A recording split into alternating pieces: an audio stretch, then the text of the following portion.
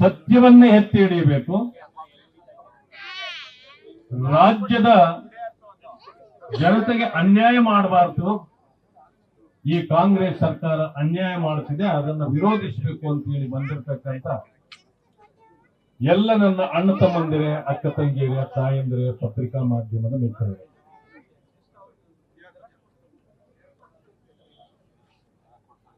ಎಲ್ಲ ಬಡವರಿಗೂ ಕೂಡ ಯಾವುದೇ ಸರ್ಕಾರ ಇದ್ರೂ ಮನೆ ಕೊಡ್ತಕ್ಕಂಥದ್ದು ಸಹಜ, ಕೊಡಬೇಕು. ಆರ್ಥಿಕವಾಗಿ ಹಿಂದುಳಿದಿರ್ತಕ್ಕಂಥವರು, ಕಡು ಬಡವರು, ದಲಿತರು, ಹಿಂದುಳಿದವರು ಎಲ್ಲರಿಗೂ ಕೊಡಬೇಕು. ಅದಕ್ಕೊಂದು ನಿಯಮ ಇದೆ. ಆ ನಿಯಮದ ಪ್ರಕಾರ ಮನೆ ಕೊಟ್ರೆ ನಮ್ಮ ವಿರೋಧ ಇಲ್ಲ. ಆದ್ರೆ ಇವತ್ತು ಮನೆ ಕೊಡಿ ಅಂತ ಜನ ಓಡಾಟ ಮಾಡ್ತಾರೆ. ನಾವು ಕೆಲವರಿಗೆ ಮನೆ ಕೊಡಬೇಡಿ ಅಂತ ಹೋರಾಟ ಮಾಡೋ ಪರಿಸ್ಥಿತಿ ನಮಗ್ ಬಂದಿದೆ. ಉದ್ದೇಶ ಇಷ್ಟೇ, ನೀವು ದಲಿತರಿಗೆ ಮನೆ ಕೊಡಿ, ಅಲ್ಪಸಂಖ್ಯಾತರಿಗೂ ಮನೆ ಕೊಡಿ, ಹಿಂದುಳಿದವರಿಗೂ ಮನೆ ಕೊಡಿ, ಯಾರು ವಸತಿ ಹೀನರಿದ್ದರೂ ಎಲ್ರಿಗೂ ಕೊಡಿ. ಅದು ಕಾನೂನಾತ್ಮಕ. ಆದ್ರೆ ಇಲ್ಯಾಕೆ ನಿಮಗೆ ವಿಶೇಷವಾದ ಪ್ರೀತಿ ಬಂತು ಅಂತ ಹೇಳಿ, ಈಗಾಗಲೇ ಹಣ ತುಂಬಿದ, ನೀವೇನು ಪುಕ್ಕಟೆ ಮನೆ ಕೊಡೋದೇ ಇಲ್ಲ, ಹಣ ಕಟ್ಟಿಸ್ಕೊಂಡಿದ್ದೀರಿ, ಕಾಯ್ತಾ ಇರೋ ಜನರಿಗೆ ನೀವು ಮನೆ ಕೊಡೋದಿಲ್ಲ. ಆದ್ರೆ ಇಲ್ಲಿ ಅನಧಿಕೃತವಾಗಿ ಸರ್ಕಾರಿ ಜಮೀನಿಗೆ ನುಗ್ಗಿ ಗುಡ್ಸಲಾಕಿ, ಅದನ್ನ ಗುಡ್ಸಲ್ನ ಹಾಕಿದ್ದು ಸರಿ ಇಲ್ಲ ಅಂತಲೇ ಸರ್ಕಾರ ಅದನ್ನ ಬೀಳಿಸಿದ್ದು.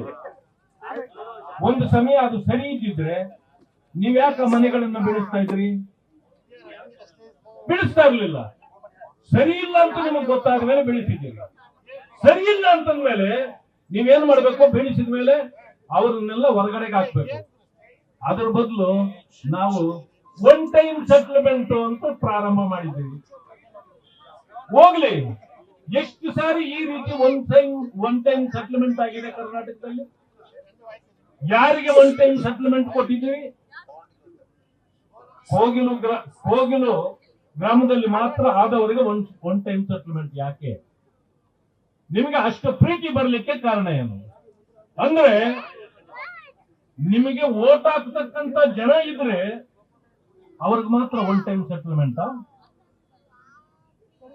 ಮಾನ್ಯ ಮುಖ್ಯಮಂತ್ರಿಗಳೇ, ನಿಮ್ಮನ್ನು ಕೂಡ ಈ ಕರ್ನಾಟಕದ ಜನ ಒನ್ ಟೈಮ್ ಸೆಟಲ್ಮೆಂಟ್ ಮಾಡಲಿಕ್ಕೆ ತಯಾರಾಗಿಬಿಟ್ಟಿದ್ದಾರೆ. ಇಷ್ಟರಲ್ಲೇ ನಿಮಗೂ ಒನ್ ಟೈಮ್ ಸೆಟಲ್ಮೆಂಟ್ ಆಗುತ್ತೆ. ನಮ್ಮ ಜನ ಅಷ್ಟು ಸುಲಭವಾಗಿ ಬಿಡೋದಿಲ್ಲ. ಜನ ನಾವೆಲ್ಲ ಹೋಗಿದ್ವಿ, ಅಲ್ಲಿರ್ತಕ್ಕಂಥವರೇ ಬೇರೆ. ನೀವು ಬಾಬಾ ಸಾಹೇಬ್ ಅಂಬೇಡ್ಕರ್ ಫೋಟೋ ಹಾಕ್ಬಿಟ್ಟಿದ್ದಾರೆ ಕೆಲವರೆಲ್ಲ. ಎಲ್ಲಿ ಈ ರೀತಿಯ ತಪ್ಪುಗಳನ್ನು ಮಾಡ್ತಾರೋ ಅಂತ ಕಡೆ ಅಂಬೇಡ್ಕರ್ ಅವರ ಫೋಟೋ ತಂದು ಲಗಾಯಿಸ್ಬಿಡ್ತಾರೆ. ಯಾಕೆ ಗೊತ್ತಾ? ಅವರ ರಕ್ಷಣೆಗೆ. ನೋಡಿ, ಹಿಂಗೆ ಬಾಬಾ ಸಾಹೇಬ್ ಅಂಬೇಡ್ಕರ್ ಅವರು ಪುಕ್ಕಟೆ ಬಿದ್ದಿಲ್ಲ ಆ ರೀತಿ ಹಾಕ್ಲಿಕ್ಕೆ. ನೀವು ಆ ಜನ, ಆ ವರ್ಗಗಳು ಅನ್ಯಾಯಕ್ಕೆ ಒಳಗಾಗಿದ್ರೆ ಅವ್ರಿಗೆ ಮನೆ ಕೊಡಿ. ನೀವು ಪುಕ್ಕಟೆ ಕೊಡಿ, ನಾವು ಬೇಡ ಅನ್ನಲ್ಲ, ಕೊಡಬೇಕು. ಆದ್ರೆ ಬಾಂಗ್ಲಾದೇಶದಿಂದ ಬಂದವರು ರೋಹಿಂಗ್ಯಾಗಳಿಗೂ ಕೊಡ್ಲಿಕ್ಕೆ ನಿಮ್ಗೆ ಯಾರು ಅಧಿಕಾರ ಕೊಟ್ಟಿದ್ದಾರೆ? ದೇಶದಿಂದ ಇವತ್ತವರನ್ನು ಹೊರಗಡೆ ಓಡಿಸಬೇಕು ಅಂತಿರೋದು ನಾವು. ಅದನ್ನು ಬಿಟ್ಟು ನೀವು ಅವರಿಗೆ ವಸತಿ ಕೊಡುವಂತ ಪ್ರಯತ್ನ ಮಾಡ್ತಿದ್ದೀರಿ. ಇದು ಕಾನೂನು ಬಾಹಿರ. ಮಾತೆತ್ತಿದ್ರೆ ಸಂವಿಧಾನ ರಕ್ಷಣೆ ಅಂತಿರಲ್ಲ, ರೋಹಿಂಗ್ಯಾಗಳಿಗೆ ಬಾಂಗ್ಲಾದೇಶದವರಿಗೆ ಮನೆ ಕೊಡೋದು ಸಂವಿಧಾನ ರಕ್ಷಣೆನ? ಇದು ಸಂವಿಧಾನ ವಿರೋಧಿ ನಡೆ.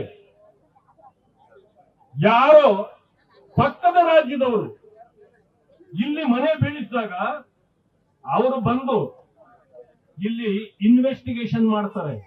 ಅಂದಮೇಲೆ ನಿಮ್ಮ ಯೋಗ್ಯತೆ ನೋಡ್ರಿ ಎಷ್ಟು ಮಟ್ಟಿಗಿದೆ. ಮತ್ತೊಬ್ಬ ರಾಜ್ಯದವರು ಇಲ್ಲಿ ಬಂದು ಇನ್ವೆಸ್ಟಿಗೇಷನ್ ಮಾಡಿದ್ದಾರೆ ಅಂತಂದ್ರೆ ನಿಮ್ಮ ಯೋಗ್ಯತೆಯನ್ನ ನೀವು ಒಂದು ಸಾರಿ ಅಳತೆ ಮಾಡ್ಕೊಳ್ಳಿ. ನೀವು ಅಯೋಗ್ಯರು ಅನ್ನೋದನ್ನ ಕೇರಳದವರು ತೋರಿಸ್ಕೊಟ್ಟಿದ್ದಾರೆ. ಅವರು ಬಂದಾಗ ಅವ್ರು ಇಲ್ಲಿ ಎಂಟ್ರಿ ಆಗ್ಲಿಕ್ಕೆ ನೀವು ಬಿಡಬಾರ್ದಾಗಿತ್ತು, ಅವ್ರನ್ನ ಅರೆಸ್ಟ್ ಮಾಡಬೇಕಾಗಿತ್ತು.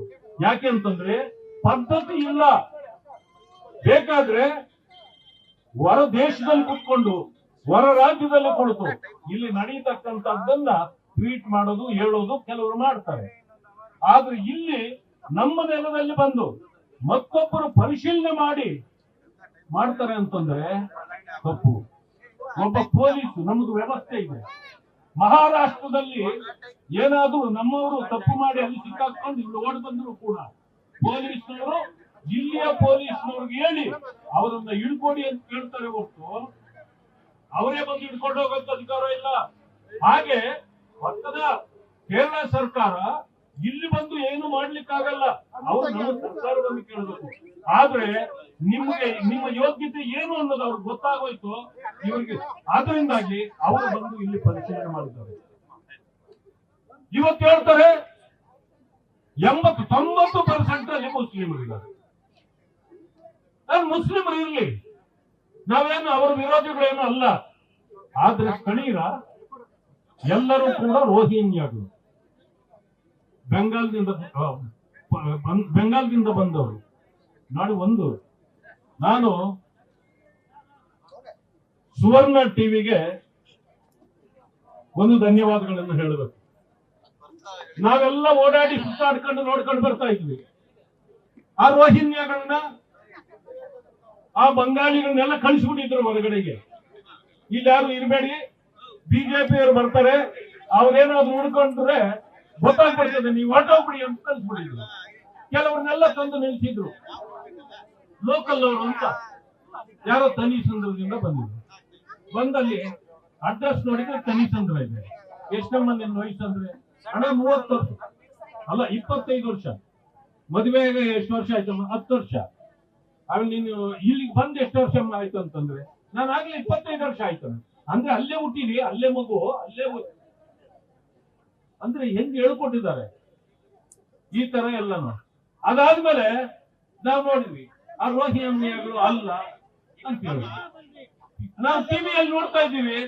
ಆ ವೆಸ್ಟ್ ಬೆಂಗಾಲ್ ಗಾಡಿ ಬಂದು ನಿಂತು ಬಿಟ್ಟಿದೆ ಅಲ್ಲಿ ಒಂದು, ನಾವೇ ಗಮನಿಸಿಲ್ಲ ಅದನ್ನ. ಅದಾದ್ಮೇಲೆ ಗೊತ್ತಾಯ್ತು ಇವತ್ತು ಆ ಕಾರು ಪತ್ತೆ ಇಲ್ಲ, ನಾಪತ್ತೆ ಆಗ್ಬಿಟ್ಟಿದೆ ಅಲ್ಲಿಲ್ಲ, ಅದನ್ನ ಎತ್ಕೊಂಡು ಹೋಗ್ಬಿಟ್ಟಿದ್ದಾರೆ. ಅವರು ಹೋಗೋ ಪಾಪ ಆ ರೋಹಿಂಗ್ಯಾಗಳನ್ನ ಬಂಗಾಳದವ್ರನ್ನ ಮಾತ್ರ ಕಳ್ಸಕ್ ನೋಡಿದ್ರು, ಇದನ್ನ ಮರ್ತ್ಬಿಟ್ಟಿದ್ರು. ಈಗ ಅದನ್ನು ತಗೊಂಡೋಗ್ಬಿಟ್ಟಿದ್ದಾರೆ. ಅಂದ್ರೆ ಎಕ್ಸ್ಪೋಸ್ ಆಗಿದ್ದಾರೆ. ಈ ಸರ್ಕಾರ ಕಾನೂನಾತ್ಮಕವಾಗಿ ನಡೀತಾ ಇಲ್ಲ. ಇವರು ಕಾನೂನು ವಿರೋಧಿಗಳು, ಸಂವಿಧಾನದ ವಿರೋಧಿಗಳು. ಅಲ್ಲಿ ಕೇವಲ 5-6 ಜನರು ಮಾತ್ರ ದಲಿತರಿದ್ದಾರೆ. ನಾವು ದಲಿತರಿಗೆ ಮನೆ ಕೊಡ್ತೀವಿ ಅಂತ ಹೇಳಿದ್ರೆ ಆಯ್ತಪ್ಪ. ಎಷ್ಟು ಈಗಾಗಲೇ ಲಕ್ಷಗಟ್ಟಲೆ ಜನರು ದುಡ್ಡು ಕಟ್ಟಿ ಕಾಯ್ತಾ ಇದ್ದಾರೆ. ನೀವೇನಾದ್ರೂ ಇದನ್ನು ಮೀರಿ ಆ ಬೈಪನಹಳ್ಳಿಯಲ್ಲಿ ಏನೋ ಕಟ್ಟಿರೋ ಮನೆಗಳಿಗೆ ಏನಾದ್ರೂ ನೀವು ಮನೆಗಳನ್ನ ಇಲ್ಲಿ ವಾಸ ಮಾಡಿದವರಿಗೆ ಕೊಟ್ಟಿದ್ದೆ ಆದ್ರೆ ನೀವು ಬರ್ದಿಟ್ಕೊಳ್ಳಿ. ನಮ್ಮ ಮುಖಂಡರುಗಳೆಲ್ಲರೂ ನಾವು ತೀರ್ಮಾನ ಮಾಡಿದ್ದೇವೆ, ಯಾವ್ಯಾವ ದಲಿತರು ಮನೆಗೆ ದುಡ್ಡು ಕಟ್ಟಿ ನಿನ್ ಕಾಯ್ತಾ ಇದ್ದಾರೆ ಅವರನ್ನೆಲ್ಲರನ್ನೂ ತಗೊಂಡೋಗಿ ಆ ಕಟ್ಟಿರೋ ಮನೆಗಳಲ್ಲಿ ದುಗ್ಗಿಸ್ಬಿಡ್ತೇವೆ. ನಾವು ಬಿಡೋದಿಲ್ಲ. ಆ ಕಟ್ಟಿ ಎಲ್ಲೆಲ್ಲಿ ಕಟ್ಟಿದ್ದಾರೆ ವಿಶ್ವನಾಥ್ ಅವ್ರು ಹೇಳಿದ್ರು, ನಮ್ಮ ಕಾನ್ಸ್ಟಿಟ್ಯೂನ್ಸಿ ಎಲ್ಲೂ ಮನೆಗಳು ಕಟ್ಟಿದಾರಂತೆ. ಆ ಮನೆಗಳಿಗೂ ಕೂಡ ದಲಿತರನ್ನೆಲ್ಲ ತಗೊಂಡು ನಾವೇ ದುಡ್ಡಿಸ್ತೀವಿ. ಅದೇನು ಸರ್ಕಾರ ಮಾಡ್ತೀರೋ ಅದನ್ನು ಮಾಡಿ ಆಮೇಲೆ ನೋಡ್ತೇವೆ ನಾವು. ಯಾವುದೇ ಕಾರಣಕ್ಕೆ ನೀವು ಕೊಟ್ಟರೂ ಕೂಡ ನಮ್ಮ ಸರ್ಕಾರ ಬಂದ ಮೇಲೆ ನಿಮ್ದು ಒನ್ ಟೈಮ್ ಸೆಟಲ್ಮೆಂಟ್ ಮಾಡಿ, ನಮ್ಮ ಸರ್ಕಾರ ಬಂದ ಮೇಲೆ ಅವರನ್ನ ಬಾಂಗ್ಲಾದೇಶದವ್ರು ಎಲ್ಲಿದ್ರು ನಾವು ಬಿಡೋದಿಲ್ಲ, ನಾವು ಓಡಿಸೋದಂತೂ ಗ್ಯಾರಂಟಿ. ಮಾನ್ಯ ಬಂಧುಗಳೇ, ನಿಮಗೂ ಇವತ್ತು ಒಂದು ಕರೆ ಕೊಡ್ತೇನೆ. ಈ ವೇದಿಕೆ ಮೂಲಕ ಬೆಂಗಳೂರಿನಲ್ಲಿ ಇರ್ತಕ್ಕಂಥ ಮುಖಂಡರು ಇವತ್ತೇ ಒಂದು ತೀರ್ಮಾನ ಮಾಡಿ, ಈ ಸರ್ಕಾರ ರೋಹಿಂಗ್ಯ ಬಾಂಗ್ಲಾದೇಶಿಗರ ಪರವಾಗಿದೆ. ನಾವೀಗ ಎಲ್ಲೆಲ್ಲಿ ಬಾಂಗ್ಲಾದೇಶದವರಿದ್ದಾರೋ ನೀವೇ ಹುಡುಕ್ರಿ. ಈ ಸರ್ಕಾರಕ್ಕೆ ಹೇಳೋದೇ ಬೇಡ. ಸ್ವಲ್ಪ ಸದ್ದು ಮಾಡಬೇಡಿ, ಸದ್ದು ಮಾಡಬೇಡಿ ಪ್ಲೀಸ್. ಎಲ್ಲೆಲ್ಲಿ ನಿಮ್ಮ ಪ್ರಾಂತ್ಯಗಳಲ್ಲಿ ಬಾಂಗ್ಲಾದೇಶದವರಾಗಿರ್ಬೋದು, ರೋಹಿಂಗ್ಯಾಗಳಾಗಿರ್ಬೋದು, ಇತ್ತೀಚೆಗೆ ನಾನು ನೋಡ್ತಾ ಇದ್ದೀನಿ ಸೋಷಿಯಲ್ ಮೀಡಿಯಾಗಳಲ್ಲೂ ಕೂಡ ಅವರ ಹಟ್ಟಹಾಸ ಮೆರೀತಾ ಇದ್ದಾರೆ.